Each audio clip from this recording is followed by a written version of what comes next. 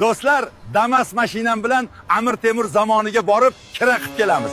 Like, podpiska bosishni esdan chiqarmanglar. 1370-yil. Amir Temur zamoni. Mahkam ushlanglar, ha?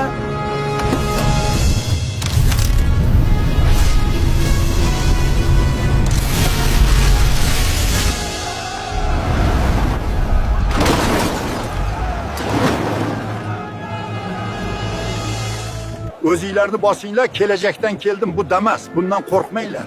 Biz tomondagilarni joniga tekkan. Sizlarni ham jonlarga tegadi hali. Bekorchilarni Damasimda katatsiya qildirib yuribman. Tezroq yursa bo'ladimi deydi, Anjanni Damaschilarga ro'para qilish kerak. Pavorotni yoqmay burilishdan qilib beradi, keyin ko'rishadi. Birortasini Anjanga olib ketaymikin, nima deysizlar? Mana ularga rep qo'shiqlarini qo'yib beryapman, balonni ham tushunishmayapti yoki akaxonlarini qo'yib beray, nima deysizlar? Like, podpiska bosib qo'yinglar. Bularga to'p tepishni o'rgatyapman. Kelajakda 48 ta jamoa bo'lganda jahon chempionatiga chiqmasdan ertaroq chiqib qolarmiz. Nima deysizlar?